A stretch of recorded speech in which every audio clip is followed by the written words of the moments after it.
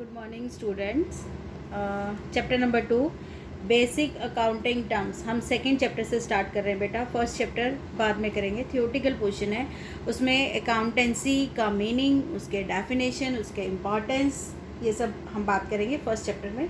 लेकिन first chapter इसलिए मैं नहीं करा रही हूँ क्योंकि उसमें कई वर्ड्स ऐसे हैं जो यूज़ होने वाले हैं आपके, जिनके बारे में आपको कोई नॉलेज नहीं है। ठीक है, तो बेसिक अकाउंटिंग टर्म्स में सारे वर्ड्स को पहले एक्सप्लेन किया हुआ है, जो नए वर्ड आपके लिए यूज़ होने चाहिए, तो उनके साथ आप फेमिलियर हो जाओगे। तो उसके बाद में हम बाद में देखेंगे इसको फर्स्ट चैप्टर के लिए। ठीक है, तो सेकंड चैप्टर स्टार्ट कर रहे हैं हम, basis of accounting terms. Means accounting terms जो यूज़ होने वाली है इन आपके इसमें 11th के अंदर, तो उन सब की चीज़ के बारे में बात की जा रही है। तो ठीक है बेटा, तो जहाँ मैंने अकाउंट्स का इंट्रोडक्शन दिया था, आपको एक चीज़ शुरू में ही बता दी थी कि अकाउंट्स कहाँ पे बनाए जाते हैं। जहाँ बिज़नेस होता है वहाँ अकाउंट्स बनाए जाते हैं। ठीक है, बिज़नेस जो है आपका बहुत तरीके का होता है। सोल प्रोप्राइटर बिजनेस भी होता है, मतलब जहाँ पे सिंगल ओनर होता है वो बिज़नेस भी होता है। जहाँ पार्टनरशिप, जहाँ एक से ज़्यादा व्यक्ति एक साथ मिलके काम करते हैं, वो भी बिज़नेस होता है।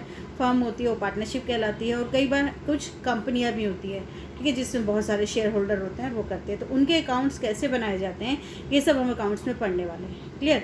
तो जो 11th का पूरा अकाउंट है आपका, जो आपका 11th का पूरा अकाउंट है, वो सारा का सारा जितने भी अकाउंट्स बनाने आप सीखेंगे वो सारे आपके सोल प्रोप्राइटर हैं। ठीक है, सोल प्रोप्राइटर बेस है। कंपनी और जो पार्टनरशिप है, ये आप 12th में पढ़ने वाले हैं। ठीक है, तो अकाउंट्स जो हम 11th में जितने बनाने सीखेंगे, कि अगर सोल प्रोप्राइटर है, सोल प्रोप्राइटर का मतलब हम कहते हैं सिंगल ऑनर। ठीक है, सिंगल ऑनर, सिंगल ऑनर मतलब कि जहाँ पे सिंगल एक ही मालिक होता है बिज़नेस को करने वाला, तो वो अपने अकाउंट्स कैसे बनाएगा, वो सारा हम 11th में सीखेंगे। ठीक है, तो एक एग्जांपल लेकर के चलते हैं, उसके बाद में अकाउंटिंग टर्म्स को वन बाय वन एक्सप्लेन करना शुरू करते हैं। ठीक है, मान लीजिए मैं कोई बिज़नेस स्टार्ट कर रही हूँ।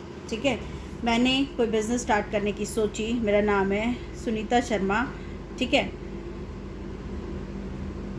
और मैं एक बिज़नेस स्टार्ट करने की सोच रही हूँ। मुझे बिज़नेस शुरू करना है, और मुझे बिज़नेस शुरू करने के लिए कितने 1 लाख रुपीज़ की ज़रूरत है। 1 लाख रुपए, वैसे इतने छोटे लेवल पे होता नहीं है, बट एक एग्जांपल के थ्रू हमने ले लिया।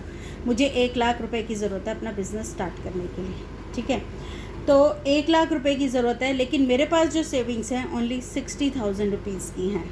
मेरे पास सिर्फ 60,000 रुपये है अपना बिज़नेस स्टार्ट करने के लिए, लेकिन पैसे की ज़रूरत है 1 लाख की। ठीक है, तो अब 1 लाख तो मेरे पास है नहीं, तो मैं क्या करूँगी, 60,000 तो जो मेरे पास दिया हुआ है वो तो मैंने अपने बिज़नेस में लगा दिया है 60,000 रुपये। ठीक है, तो पहली चीज़, मैं ऑनर हूँ, मैं बिज़नेस स्टार्ट कर रही हूँ और मुझे बिज़नेस स्टार्ट करना है, और मैं अपने बिज़नेस के अंदर कितना पैसा लगा रही हूँ, 60,000 को। इस 60,000 को कहा जाता है कैपिटल। ठीक है, ये होती है आपकी कैपिटल। कैपिटल का मतलब कि वो पैसा जो ऑनर जो है अपने बिज़नेस में लगाता है, वो कैपिटल कहलाती है। तो अब ये जो 60,000 की मैं बात कर रही हूँ कि मेरे पास 60,000 रुपये था और मैंने 60,000 तो अपने पास से लगा दिया। अब 60,000 कैश ना हो करके मान लो कि मेरे पास, एक और कंडीशन ले लेते हैं कि 40,000 तो कैश था, इसके अलावा मेरे पास खुद की बिल्डिंग है। ठीक है, या फिर मैं मान लेती हूँ जिस चीज़ का मैं बिज़नेस करना चाहती हूँ वो रॉ मटेरियल मेरे पास है 20,000 रुपये का। ठीक है, स्टॉक पड़ा है, जिस चीज़ का मैं प्रोडक्शन करना चाहती हूँ उसका रॉ मटेरियल मेरे पास पड़ा है 20,000 का। तो अगर मैं बिज़नेस स्टार्ट कर रही हूँ तो 40,000 भी लगा दिया, और मेरे घर में जो रॉ मटेरियल पड़ा था उसको भी मैंने यूज़ कर लिया। तो ऐसी कंडीशन में अब कैपिटल आपकी 40,000 जो कैश आप लगा रहे हो वो भी कैपिटल है, और 20,000 रुपये जो रॉ मटेरियल अपने घर से लगा रहे हो वो भी, तो दोनों को मिला के 60,000 कैपिटल है। कहने का मतलब क्या, पहली चीज़ ये याद रखो कि कैपिटल होता क्या है। कैपिटल का मतलब है कि कोई ऑनर जो बिज़नेस स्टार्ट कर रहा है अपनी फर्म के अंदर जितना पैसा लगाता है, दैट इज़ कॉल्ड कैपिटल। और कैपिटल कैश में भी हो सकती है और काइंड्स में भी हो सकती है। ठीक है, कैपिटल कैश में भी हो सकती है, काइंड्स में भी हो सकती है। ऐसा भी हो सकता है कि मेरे पास खुद की बिल्डिंग है और मैं वहीं पे मशीनें लगा करके बिज़नेस स्टार्ट कर रही हूँ, तो बिल्डिंग जो मैं लगा रही हूँ, जितने पैसे की बिल्डिंग है जो मैं उस बिज़नेस के लिए लगा रही हूँ, तो वो भी मेरी कैपिटल के अंदर ही एंट्री लिखेगी। कहने का मतलब, ऑनर जितना पैसा बिज़नेस के अंदर लगाता है वो कैपिटल कहलाती है, और वो कैश में भी हो सकता है और काइंड्स में भी हो सकता है। ठीक है, नाउ मैंने बात की कि मैं बिज़नेस स्टार्ट कर रही हूँ और मुझे 1 लाख रुपए की ज़रूरत है बिज़नेस स्टार्ट करने के लिए। एक चीज़ पहले देख लो यहाँ पे कि जब मेरा नाम सुनीता शर्मा है, ठीक है, और मैंने जो एंटरप्राइजेस स्टार्ट की, आप कुछ भी मान लो, या सुनीता है यहाँ पे लगा लो, कंपनी का नाम कुछ भी मान लेते हैं, मान लो ABC लिमिटेड है। मैंने जो अपनी बिज़नेस स्टार्ट किया ABC के नाम से स्टार्ट किया, ठीक है। तो पहली कंडीशन ये याद रखनी है हमेशा, मैं बिज़नेस स्टार्ट करने वाली हूँ, मैंने बिज़नेस स्टार्ट किया, अपना बिज़नेस स्टार्ट किया ABC के नाम से। तो अब ये जो मैंने बिज़नेस स्टार्ट कर चुकी हूँ ABC के नाम से, तो ये बिज़नेस जो है अपने आप से जाना जाएगा, ये फर्म जो है अपने नाम से जानी जाएगी, ABC फर्म के नाम से जानी जाएगी, मेरे नाम से नहीं जानी जाएगी, ठीक है। ये अपने नाम से जानी जाएगी। इसमें जितना पैसा मैं लगा रही हूँ वो फर्म के पास पहुँचेगा एज ए कैपिटल फर्म, ठीक है। तो ये पहली चीज़ ये याद रखना है कि ऑनर और फर्म दोनों सेपरेट होते हैं, ठीक है, एक साथ नहीं काउंट होते कभी भी, दोनों एक दूसरे से सेपरेट होते हैं, अलग अलग होते हैं। मैंने बिज़नेस स्टार्ट कर दिया ABC के नाम से। अब जो ABC फर्म जो है उसके अंदर मैं जितना पैसा लगा रही हूँ तो वो फर्म के लिए कैपिटल हो गया। अब हमने सिर्फ सोचना है इसके पॉइंट ऑफ व्यू से है, मेरे पॉइंट ऑफ व्यू से नहीं। मैं तो बिज़नेस शुरू कर चुकी हूँ, ठीक है, मैं बिज़नेस शुरू कर चुकी हूँ ABC के नाम से, ABC फर्म के नाम से स्टार्ट कर चुकी हूँ। अब ABC फर्म के पॉइंट ऑफ व्यू से चलेगा बिज़नेस, इसे कहा जाता है एंटिटी। जो मैं बिज़नेस स्टार्ट कर चुकी हूँ इसे बोला जाता है एंटिटी। देखो एंटिटी एक वर्ड आ गया आपके लिए, ठीक है। एंटिटी मीन्स बिजनेस एंटिटी, मतलब वो बिज़नेस जो मैंने स्टार्ट किया दैट इज़ कॉल्ड एंटिटी, और वो अपने नाम से जाना जाता है, कभी भी ऑनर के नाम से नहीं जाना जाएगा। जो उसको नाम दे करके जो मैंने फर्म स्टार्ट की है वो फर्म अपने नाम से जानी जाएगी। कल को वो रॉ मटेरियल खरीदती है, कोई बिल्डिंग खरीदती है, या उस फर्म को प्रॉफिट होता है या लॉस होता है, वो फर्म अपने नाम से होगी। सुनीता शर्मा के नाम से प्रॉफिट नहीं आएगा, सुनीता शर्मा के नाम से रॉ मटेरियल नहीं आएगा, उस फर्म की खुद का एक अस्तित्व स्टार्ट हो जाता है इसके बाद से, ठीक है। तो एक बिजनेस एंटिटी बन जाती है। तो बिजनेस एंटिटी का मतलब समझ में आया कि जब ऑनर पैसा लगा के बिजनेस स्टार्ट करता है तो ऑनर और बिजनेस दोनों एक दूसरे से सेपरेट होते हैं। बिज़नेस अपने आप में एक अस्तित्व रखता है। बिज़नेस के नाम से ही, जिस नाम से भी कंपनी है, वो अपने ही नाम से कोई एसेट खरीदेगी, अपने ही नाम से कोई, अगर उसे लोन लेना है तो लोन अपने नाम से लेगी, सेल परचेज़ करना है तो उस ABC जो मैंने नाम दिया था अपनी फर्म को अपने नाम से ही लेगी, कभी भी ऑनर के नाम से नहीं होगी। तो मतलब कहने का, एंटिटी का मतलब वो एंटरप्राइजेज जो ऑनर ने स्टार्ट की है दैट इज़ कॉल्ड एंटिटी, और एंटिटी का अपने आप में एक अस्तित्व होता है। क्लियर? एक चीज़ क्लियर हो गई आपके, दो चीज़ें इस चीज़ से हम क्लियर कर चुके हैं। आपको एंटिटी का मतलब मैंने आपको बता दिया। एक चीज़ और बताइए अभी आपको, कौन सी? कैपिटल, ठीक है। तो कैपिटल क्या थी? देखो ये रहा वर्ड कैपिटल। तो कैपिटल समझ में आया? कैपिटल का मतलब वो अमाउंट जब ऑनर बिजनेस स्टार्ट करता है तो बिज़नेस स्टार्ट करने के लिए जितना पैसा वो फर्म के अंदर लगाता है, वो कैश भी हो सकता है और वो काइंड्स में भी हो सकता है। काइंड्स मीन्स और भी बहुत सी चीज़ें हो सकती हैं। तो जितना भी पैसा बिज़नेस स्टार्ट करने के लिए ऑनर बिज़नेस में लगाता है वो उसका कैपिटल कहलाता है, ठीक है।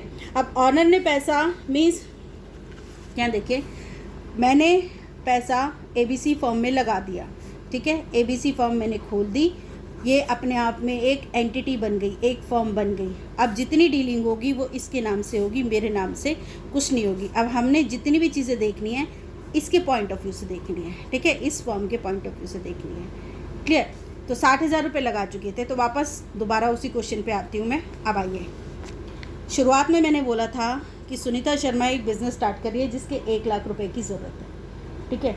उसे 1 लाख रुपए की ज़रूरत है, 60,000 उसके पास थे बट 40,000 की कमी आ रही है। तो 40,000 के लिए वो क्या करेगी? पैसा तो 1 लाख चाहिएगा उसको, 60,000 तो उसकी कैपिटल थी, अब 1 लाख रुपए चाहिए। तो 40,000 अब वो क्या करेगी, कहाँ से अरेंज करेगी? या तो अपने किसी रिलेटिव से लोन लेगी या किसी बैंक से लोन लेगी, कहीं से उधारी पैसा लेगी और उस पैसे को ला करके फिर बिज़नेस स्टार्ट करेगी। तो जो पैसा उधारी पे लिया जाता है, ठीक है, चाहे वो किसी रिलेटिव से ले चाहे किसी बैंक से ले, तो दैट इज़ कॉल्ड लायबिलिटी, ठीक है। जो पैसा उधारी पे लिया जाता है उसको क्या कहा जाता है? लायबिलिटी मीन्स उत्तरदायित्व। हमारे ऊपर लायबिलिटी बढ़ गई है कि हम इतना पैसा किसी बाहर से लेना पड़ा, क्योंकि अब ये 40,000 किसी से हम ले रहे हैं, चाहे रिलेटिव से लेंगे चाहे बैंक से लोन लेंगे, हमें वापस तो देना ही है, इसीलिए इसको लायबिलिटी कहा जाता है, ठीक है।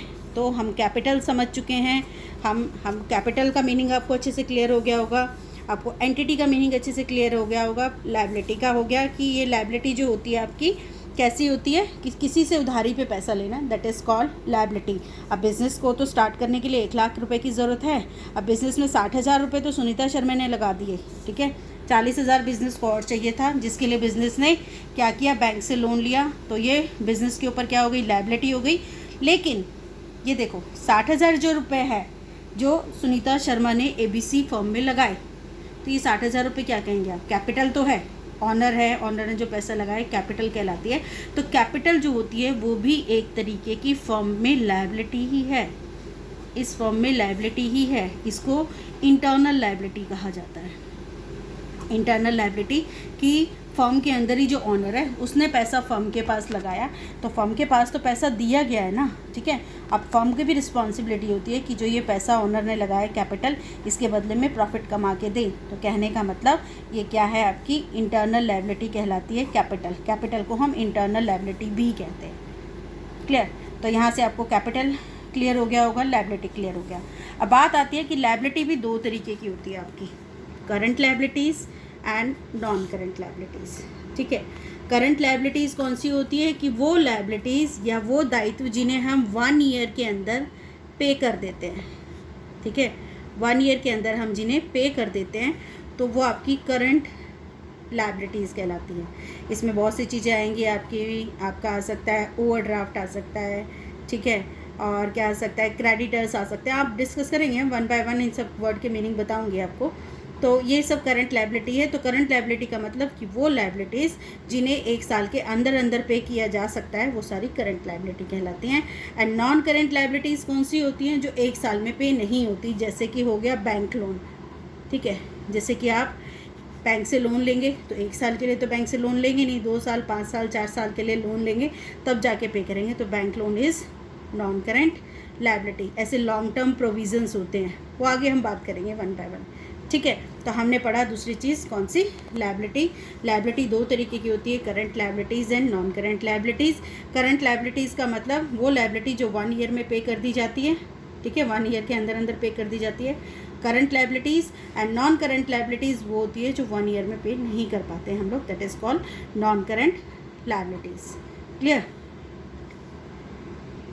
नाउ स्टूडेंट्स, इस टॉपिक में हमने एक एग्जाम्पल लेके 2-3 चीज़ें सीखी हैं। इसी को कंटिन्यू मैं नेक्स्ट वीडियो में करूँगी, जो नेक्स्ट डे आपके पास में आएगी। आज की वीडियो में हमने सीखा कि व्हाट इज़ कैपिटल, ठीक है, what is liability. 2 types of liability होती है, current liability and non current liability. हमने सीखा बिजनेस एंटिटी। एंटिटी क्या होती है, एक कोई ऑनर स्टार्ट करता है बिज़नेस, तो जो बिज़नेस स्टार्ट हो जाता है वो बिज़नेस अपने खुद के नाम से जाना जाता है, जिसे हम एंटिटी कहते हैं। वो अपने नाम से ही सारी डीलिंग करता है, तो एंटिटी का मतलब आप सीखे इसके अंदर। क्लियर। तो नेक्स्ट वीडियो में इससे आगे का मैं कंटिन्यू करती हूँ।